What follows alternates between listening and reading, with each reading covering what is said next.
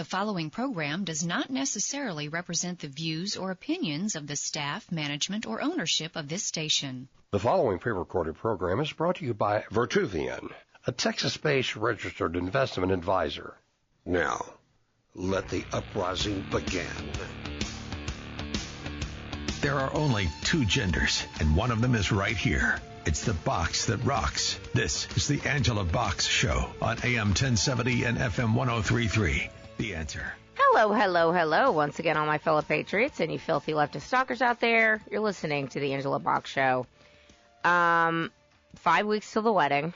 I'm just letting y'all know. My head is kind of in other places today, but you know what? As Corey lets me know, he's like, you know what? You always make it happen, girl. You always make it happen. So we're gonna plow ahead. Okay. I always give a sea turtle killing plastic straw to a filthy leftist or rhinos who richly deserve it. And just coming over the news right now. By the way, Trump basically having an executive order that came out and said, we're getting rid of this stupid, ridiculous paper straw thing for the federal government workers. No one likes to chew on paper and, swallow paper when they're trying to just drink a soda. And he got rid of that. And I love, on a side note before I get to it, I love how Trump has been having these kind of daily press briefings. Yesterday, and if you don't watch these daily briefings, I highly suggest go finding them. Because he does it like every single day, and he does it for like an hour. Or watch Carolyn Levitt, who just, again, is Kayleigh McEnany, but hold my beer. Fantastic. Yesterday, there was one, and he was signing a bunch of executive orders, and one of the executive orders is that he was going to be getting rid of paper straws and bring back plastic straws for federal workers. And what was great was that the guy that was, the aide that was handing him over the paper to sign started explaining that there is no causal link for hurting sea turtles or wildlife, that there's no evidence that says that paper straws are anywhere near better than plastic straws. Like basically this whole scam that plastic straws are killing all your favorite little marine wildlife is bunk. It's just another scam. So he's like, no, we're getting rid of that. But anyway, let's get back to the sea turtle killing plastic straw. Just coming over right now. Tulsi Gabbard has been confirmed. By the time you hear this on Saturday, you'll be like, yeah, no kidding, it's old news. But just heard it right now, which means, ladies and gentlemen, RFK is next, and they're going to kick and scream, and they're going to try and punt, and they're going to try and, delay Kash Patel, but Kash is going to get in too. But it's going to Mitch McConnell. You know why, ladies and gentlemen? Because that crusty old criminal voted no on Tulsi Gabbard. But I feel like it's really interesting. J.D. Vance is out of the country right now. And everyone was like, okay, Vance being out of the country signals that they probably have the votes for Tulsi. And they did. And when Susan Collins gets put into line and says, you will be voting for Tulsi. You will be voting for RFK. You will be voting for Kash. We don't care if it's Maine. We're going to primary you anyway. And she got in line and she voted yes. So congratulations to Tulsi Gabbard. And I just think she's just going to take a wrecking ball to the intelligence community. And, the good people are going to come out in the wash. And I do believe that there are plenty of good people that work in the intelligence community. My fiance happens to know a few retired people that worked in intelligence. And they are good, decent people. But it has been so corrupted and so infiltrated by bad actors that it's just got to be cleaned up. Now, speaking of things being cleaned up, and speaking of cacophonies, and speaking of meltdowns, every single day we have a full-on toddler tantrum on display from the Democrats. And their whole push now is, see, here's the thing. They think you're stupid. They know that the people that listen to MSNBC and CNN, and my brother-in-law sent me a screenshot of Maddow last night, and he goes, this is you. And she's like making some face. I'm like, man, I need to start watching her show every night. Just watching MSNBC and Joy Reid. Like, I need to watch it because it makes me laugh so much. But, for the last, 5 years, ever since January 6th, it was, we have to save our democracy. Trump is trying to kill democracy. And that's what they're doing again, you guys. This is all they have. I'm surprised that they're not going with, I think Russia is actually talking with Elon Musk about all those departments that need to be looked at. It's probably Putin running the show, don't you know? I mean, if you go on X, they still say that stuff. It's really quite remarkable. Another funny thing to look at if you are on X is, go to leftist posts. And I'm telling you right now, because we're not shadow banned anymore, because Elon is like, you know what? It's free speech. Left, right, center, no affiliation. You get to say what you want to say. As long as you're not threatening anyone, you get to say what you want to say. And now these dirtbag leftists who thought they had the run of the world, and they thought, oh, we're the majority. Everyone agrees with us. They're figuring out, actually, nobody agrees with you.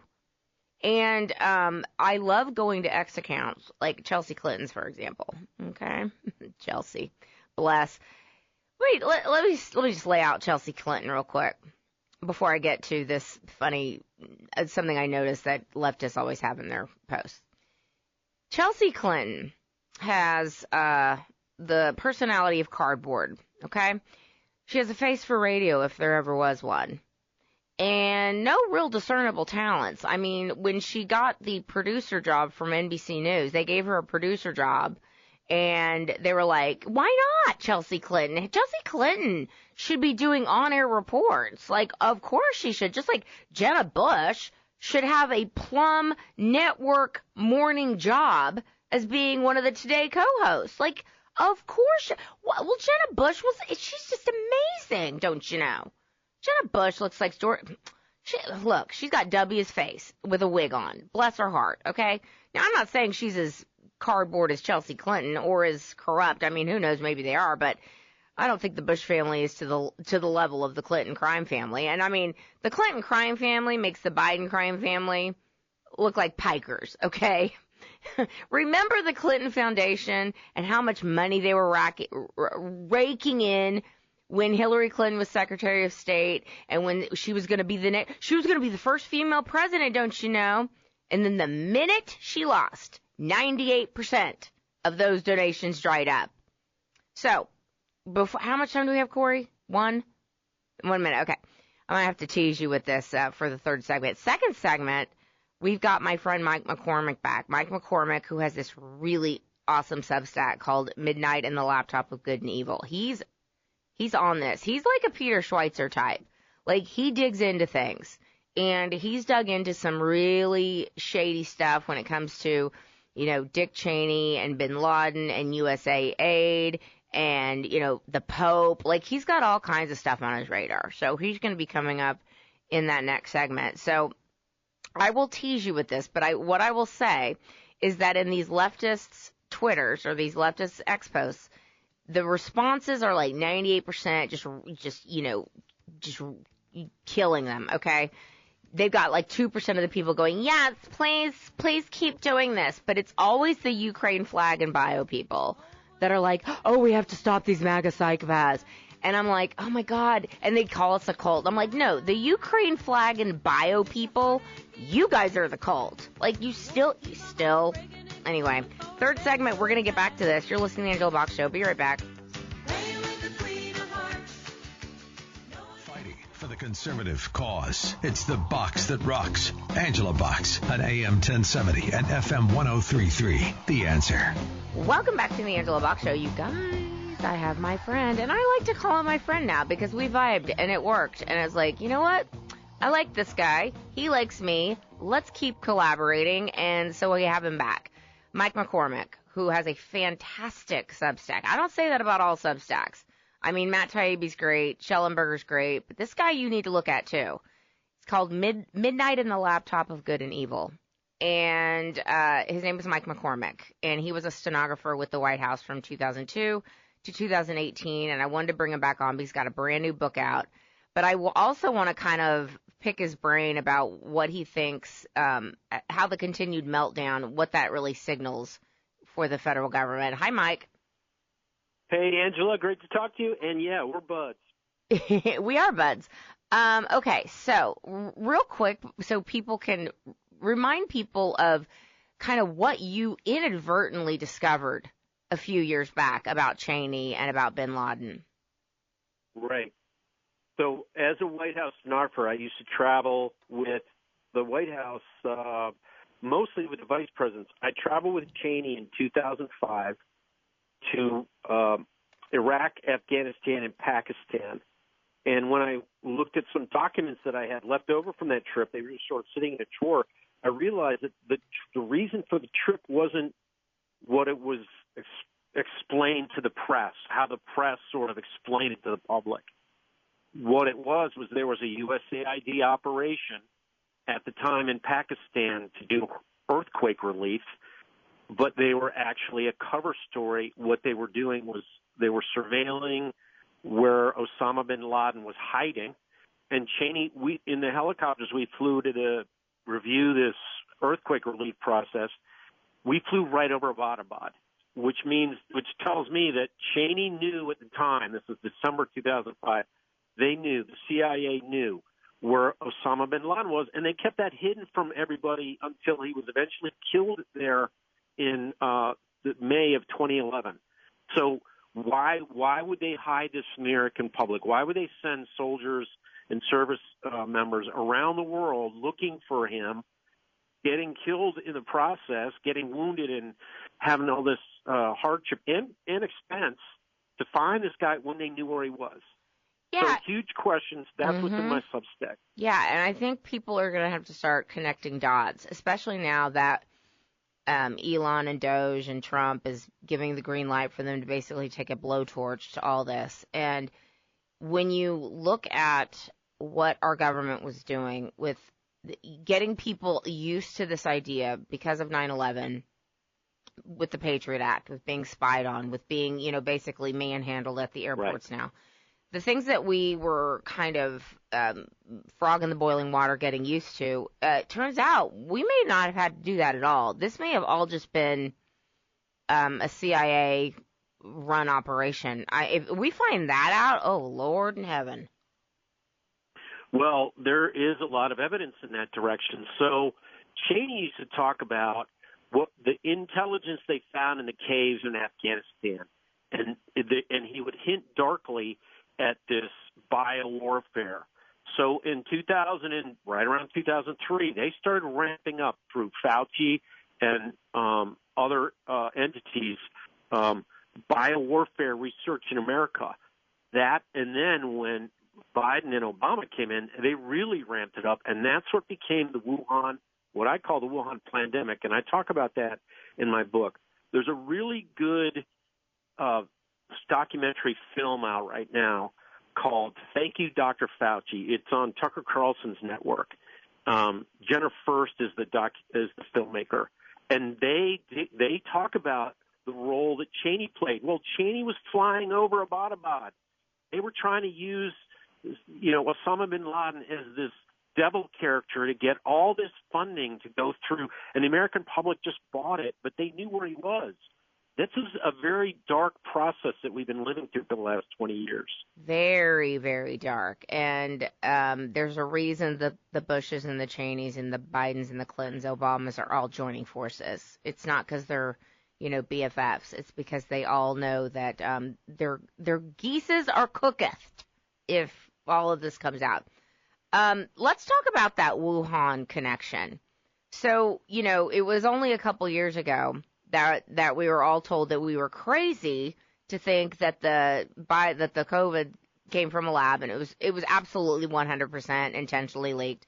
What's the connection with our government, USAID, and the Wuhan lab, and the bioweapons labs, probably in Ukraine too?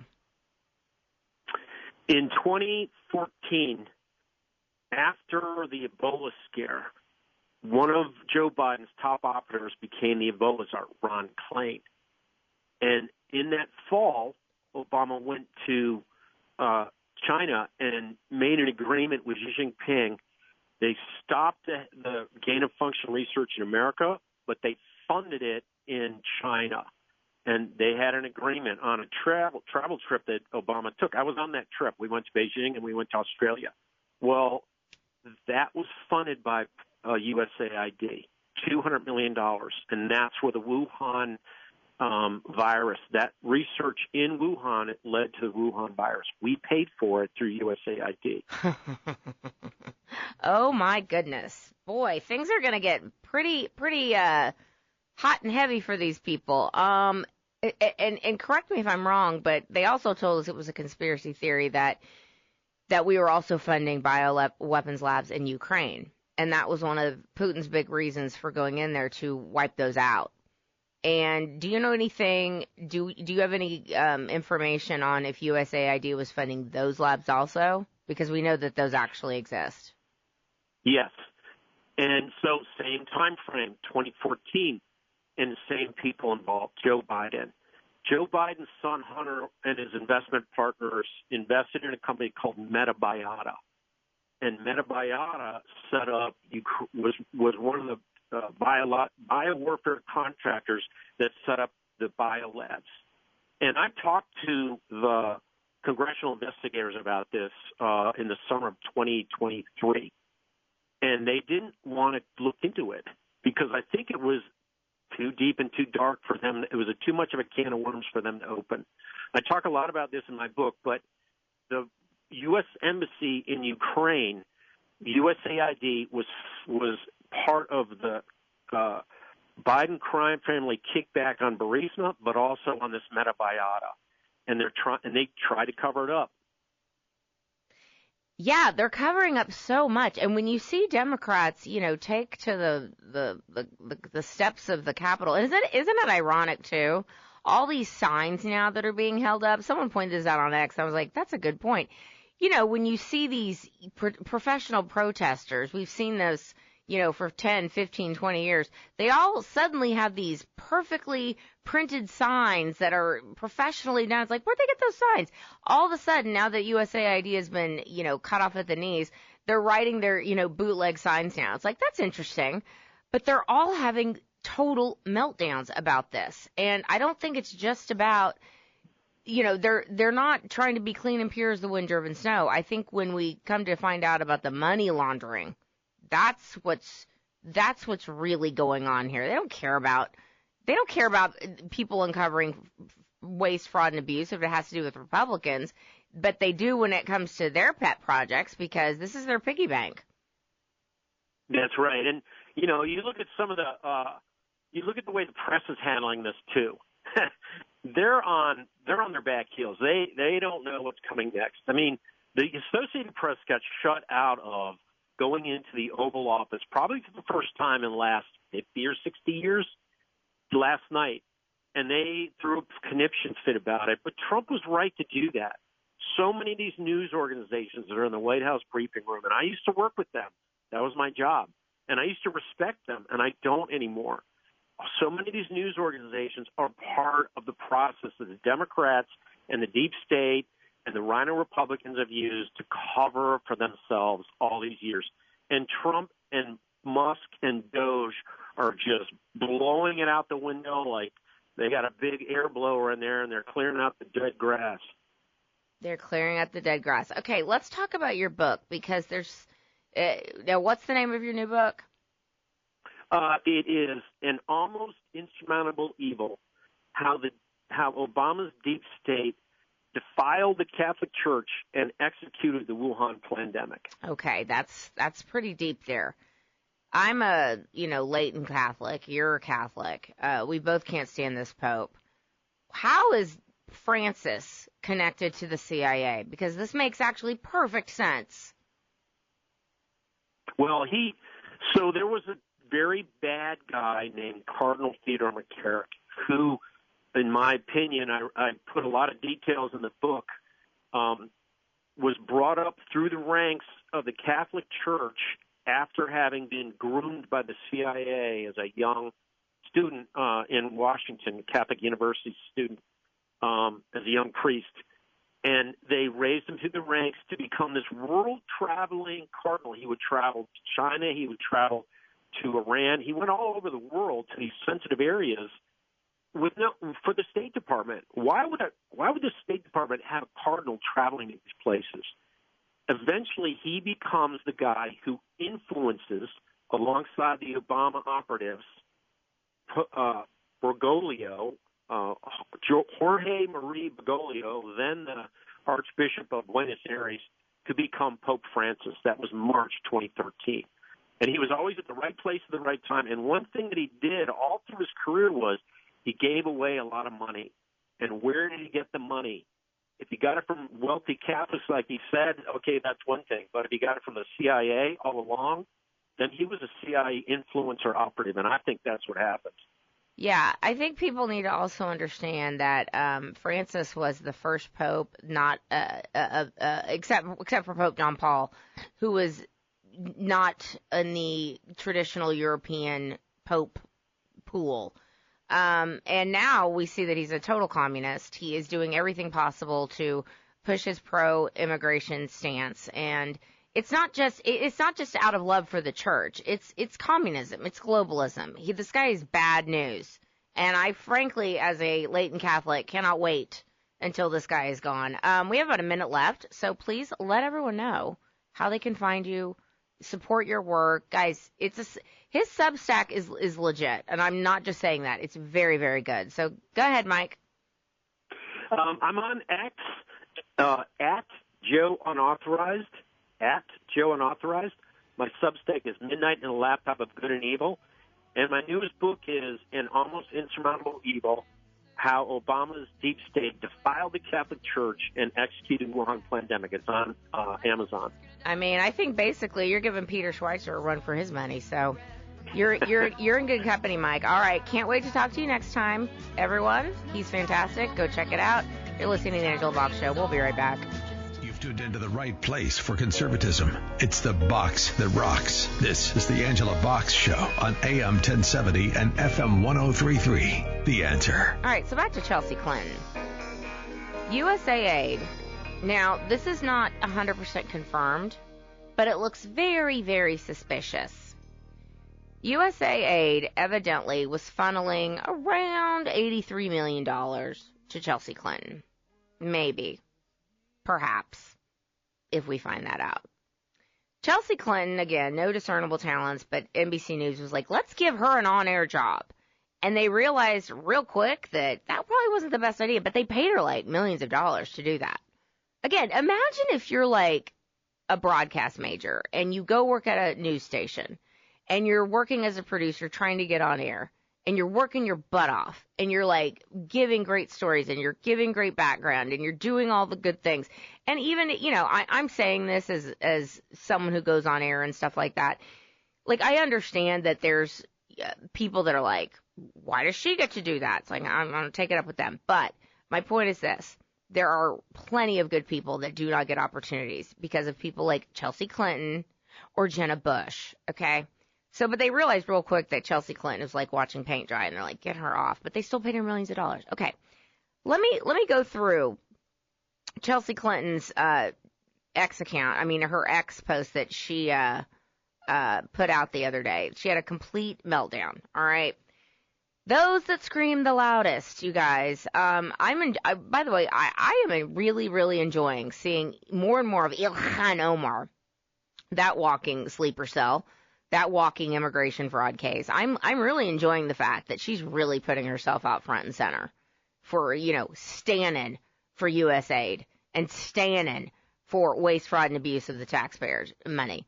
And everyone's like, I mean, again, this ain't Twitter time.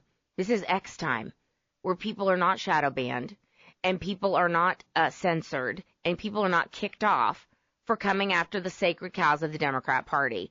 She's getting just wrecked, okay? Nobody likes this woman. And I'm sorry, period, dot, the end, I will stake it right now. She married her brother, and she committed immigration fraud to get into this country. Therefore, she should be deported. Anyway, she's all over TV, this is a threat to our democracy, and Donald Trump and Elon Musk and DOGE are doing terrible things.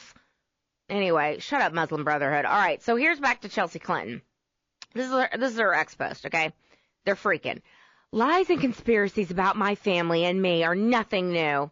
Still, I am particularly troubled by the absurd claims that continue to pervade social media this week. Fact checks be damned. Facts. I'm proud of the Clinton Foundation work that has helped tens of millions of people worldwide.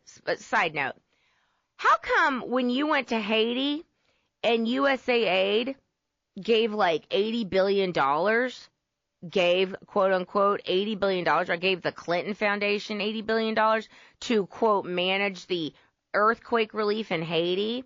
How come all the Haitian people that were there are screaming from the rooftop saying that y'all stole all the money and that only 2% of the money allocated to said earthquake relief actually went to Haiti? And oh, by the way, where are all the missing kids from Haiti? Clinton Foundation? You want to talk about that? Y'all, Trump in 2016, before he was elected the first time, at the White House, or excuse me, at the Al Smith dinner, which Kamala Harris didn't go to last year, remember? You need to look this up. I was reminded of this. He basically told on Hillary Clinton. He was like, well, Hillary Clinton, she says it takes a village and she should know. Go ask Haiti. Go ask, basically implying where are all the kids in Haiti? Where are all the missing kids, Hillary? I think Trump knows a lot. I think he knows a lot of stuff. I think he knows what these people are doing. Anyway, let me get back to Chelsea Clinton. Our impact speaks for itself. I don't take a cent from the foundation. No, just your shell company does. Never have. In fact, my family personally contributes meaningfully to our work each and every year. Again, honey, can you please explain to me why 98% of the donations to the Clinton Foundation dried up when Hillary Clinton lost in 2016? Do you have any, can we connect some dots here, or is that just above your pay grade? Misinformation just isn't noise. It's a weapon. Efforts to undermine good work won't stop us, and we stand in solidarity with those who are committed to truth, public health, progress, and the endless potential of our future. So it's, it's really wild to me that this girl is out there trying to lecture all of us about how we shouldn't be looking into what her family's been doing and shouldn't be looking into the millions and millions of dollars that she's received. Again, what are her talent? What's her talent level? Her net worth is $70 million, you guys. $70 million. Her husband's net worth, and evidently her husband, I need to double check this, but I think he might be a Soros relative. His net worth is $45 million. Her inheritance is $52 million.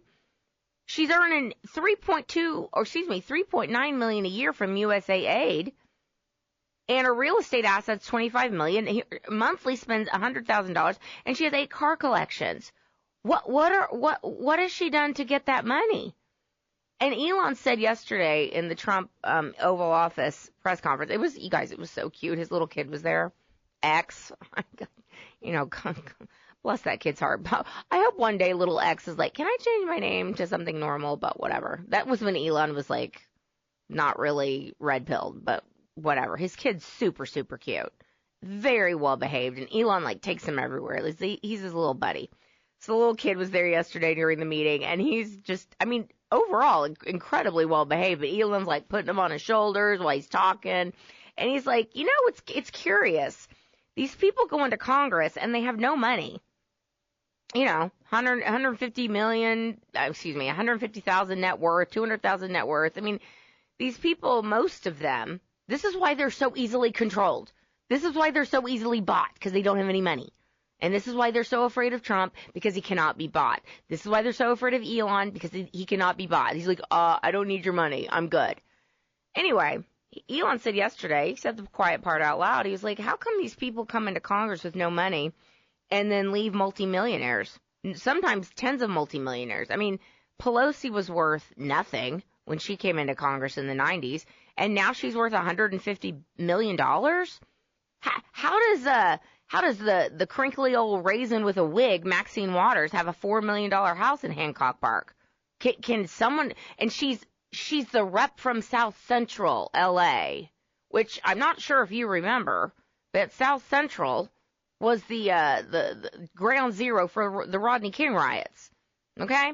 It's not exactly affluent. How does this heifer have a $4 million home in Hancock Park, LA, which I lived in LA. Hancock Park is one of the toniest neighborhoods in Los Angeles. Okay? Elon said it. He was like, how's this happen? And I think that's why they're freaking out, you guys, because it's not just about Elon finding that they're giving $20 million to Iraqi Sesame Street, which Senator Chris Coons from Connecticut actually went on Anderson Cooper's show, and he defended that. It's like, you guys, it's sort of like, Scott Jennings had a really great point. Scott Jennings, the lone conservative, who's fantastic on CNN. He was like, it's like your superpower. It's like Democrats' superpower to find issues that are basically 80-20. The American people, 80% want it, 20% don't. And you guys go with the 20%. It's like your superpower. It's like they, when they went to the bat for children mutilating their genitals and for parents not knowing what is being taught in school. Like, they went to the mat. That was the hill on which they would like to die. That. And now they're dying on the hill of, we don't want the American people to know what we've been up to. And every single day when they have their little press conferences and they say that Elon's a threat to democracy. No. See, in their minds, democracy is the bureaucracy.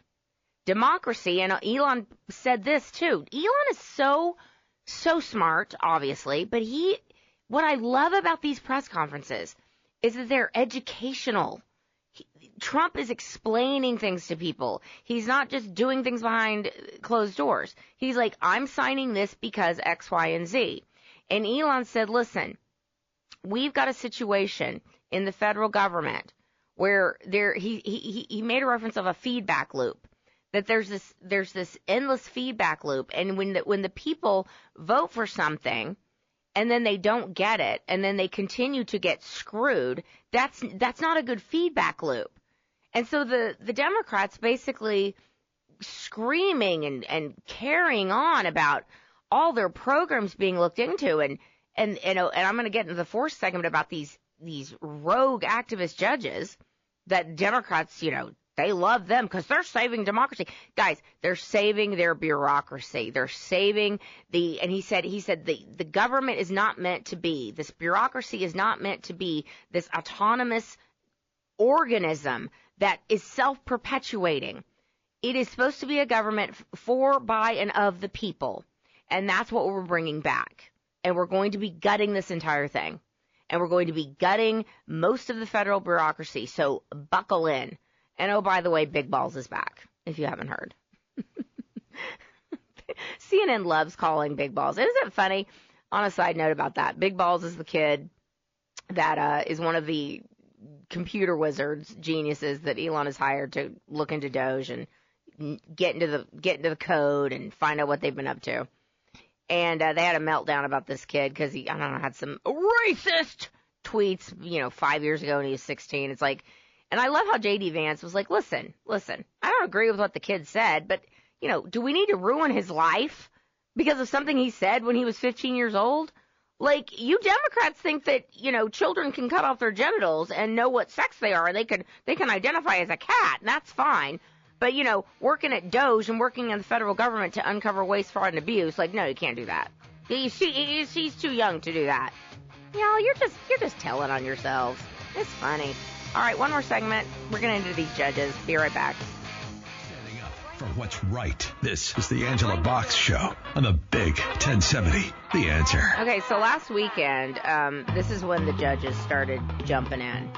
I mean, is anyone really surprised? These federal judges, these district court judges, who, when this gets to the Supreme Court, and it will, toot sweet, I imagine, the Supreme Court's basically going to go, yeah, Article 2 says the executive has the right to hire who he wants to hire, and those people get to work at the pleasure of the president. That's his staff. Those are his employees. And everyone except the president is, quote, unelected. But this panicked Obama judge last week issues an illegal ruling ordering Elon to just, listen, tell me you're effed without telling me you're effed, okay? He told Elon, you need to destroy everything that DOGE has found. You need to just nuke it. You can't have it. I'm like, what? What? So, yeah, some Obama judges like, you need to get rid of all that stuff or, I'm going to have a fit. And Elon's like, yeah, I'm not doing that. And it's funny because, Democrats have no problem with Biden, saying, turning his back on the Supreme Court and defying the Supreme Court when it comes to paying off your student loan debt that I didn't take out, that other people took out, but I'm supposed to pay for it. He's like, yeah, I know the Supreme Court said that that's unconstitutional and out of like the purview of what I can do, but screw it. We're gonna still do it. And at the last minute, he was trying to do it. Like, these people they're just criminals, is what it is. I'm trying to find this Breitbart article about these judges, but essentially, here it is. All right, this is the headline. Meet the latest round of lawfare judges making unprecedented efforts to shut down Trump's agenda. Let me just go through a few of them, okay? The Democrats have no leadership. They have no message. I mean, as I said last week, they are looking to David Hogg for guidance. That little noodly soy boy. That's their leader. It's like, okay, Harry Sisson. If you don't know who Harry Sisson is, or the Krasenstein twins on X. On a side note of that, I wonder how these people like JoJo from Jurors and Brooklyn Dad Defiant and the Krasensteins and Harry Sisson and David, I wonder how they're all making money now, because the Democrat Party was funneling money to these, quote, influencers on X to put out stupid posts, standing for the Democrat Party. And they're probably like, I don't know, we Kamala can't even pay her staff. So I don't know how the DNC is going to continue to pay these brain trusts. Anyway, so these are some of the judges, okay. Judge Angel Kelly, U.S. District Court for the District of Massachusetts, nominated by Biden. And Kelly granted a restraining order against the National Institute of Health funding cuts, okay. Listen to what Trump wanted to do. And oh, by the way, DOGE found like $187 million. No, I'm sorry, $187,000 that was going to be set up to basically have a wing of the NIH dedicated to Anthony Fauci, a.k.a. Joseph Mengele. By the way, on another side note, and I will get back to this, I promise. My pinball brain is working overtime today. The pardon that Fauci received, going all the way back to 2014, which is weird. It's a weird number, right? Hunter Biden's pardon went back to 2014. Fauci's went back to 2014. And remember what Mike McCormick said, that Hunter Biden's had his hand in this bioweapon stuff too with Metabiota. So that's a very specific year to go all the way back to. But here's the rub, Anthony Fauci. There are 19 now attorneys general across the country, all red states, obviously, that are going to be going after Fauci on state level charges. And guess what? States get to try people too, and states get to put people in prison too. So I think you're going to prison, and I hope that you spend the rest of your life in prison, Anthony Fauci, for what you've done. Anyway, let's get back to these judges. Okay, so here's what Trump wanted to do. So he had granted a restraining order against National Institute of Health funding cuts. Now, keep in mind, this is the President of the United States, okay? Article 2, section whatever. I'm not a legal scholar, but I know Article 2. Article 2 gives a lot of power to the executive branch, all right? The executive hires people who he wants to work for him, and they are being radically transparent, as President Trump has said, radically transparent. Democrats pretend they're for transparency. No, they're not. That's why they're freaking out. So, the cuts to NIH that are tied in with USAID, etc., they're like, no, you can't do that. So here's what Trump wanted to do. He had moved to cap indirect cost, i.e. reimbursements for overhead expenses on university research at 15%. This is fundamental to the administration's agenda of slashing waste, but it was met with strong pushback from the universities. Of course it was. Those little woke petri dish breeding grounds. Of course it was. So Judge Kelly immediately stepped in on their behalf. Now, this lady has got a history of judicial activism. Warren said, Elizabeth Warren, who is one of the most freaking out right now, hey sis, just wait till RFK gets in and we start looking into your kickbacks from Pfizer. Get ready, Pocahontas. Anyway, she said in 2021 that Kelly has made it a personal mission to bring about change through her role on the bench. Okay? That's not a judge's role, leftists. A judge's role is not to be an activist. What is wrong with these people? And they're saying that these judges are standing against Trump, who's trying to steal our democracy. Again, he's trying to bring radical transparency. He's trying to shine the light on corruption in the government, which Democrats used to pretend that that's what they wanted to do too. You know, it's only when they're being exposed that they don't want to do it. All right, let me continue on here. Here's another lady. Let's see. Senior Judge Amy Berman Jackson. Oh, this one. She was nominated by Obama. She looks like she's a little worse for wear. She needs a TCA peel or some sleep. This picture on Breitbart, go look at it. She looks, karma is all over her face. Looks like she hasn't slept well in a long time. And I don't expect her to sleep well for the rest of her life. Okay. She recently made news by temporarily reinstating the fired head of the Office of Special Counsel, Hampton Dellinger, what a name, a Biden appointee, okay? So she basically, Trump went in, he fired Jack Smith, he fired all these people, he fired the head of the Jack Smith circus, Hampton Dellinger. She's like, no, you can't do that. It's like, what?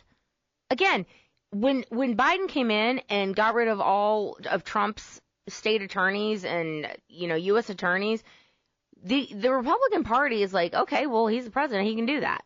Like, Republicans don't act like this, okay? Only Democrats do. When Democrats get hurt, it's like, well, let's go to a judge and stop it.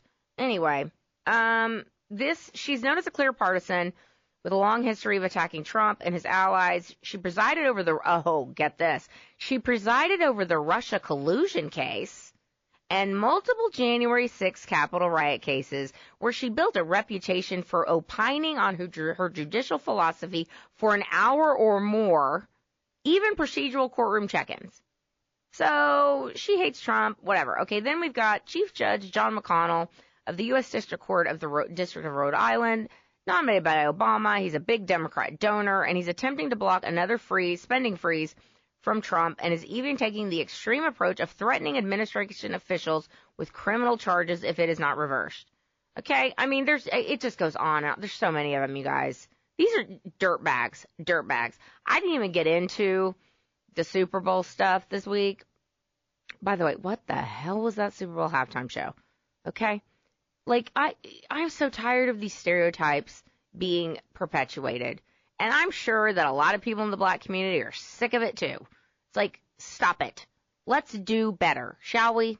Look, it's not my cup of tea, but I don't even know what that was. I put on X. I was like, when the dancers started like rushing around and, I was like, oh my God, it's like, and they're all hooded. I'm like, they look like they're getting ready to loot a Louis Vuitton store. It's like, what is this? What is this signaling here? I don't even know. I will say this. Probably the best part of the Super Bowl, two best parts, obviously. When they panned to Trump for literally 3 seconds. They're like, we don't want to show him too much. But they panned to him for 3 seconds, and the crowd went crazy. And then they panned to Taylor Swift later in the show, and that heifer got booed. And I think for several reasons. I think it's probably about the Trump thing. It's about the Justin Baldoni thing. And it's also because she's just an insufferable little perpetual 13-year-old, and people are over her. And it's chef's kiss delicious. All right, that's my time. I'm getting the hard wrap-it-up box. I'll see you next week, everybody. You've been listening to the Angela Box Show. Till next time, everyone, keep kicking ass and keep taking names. Peace.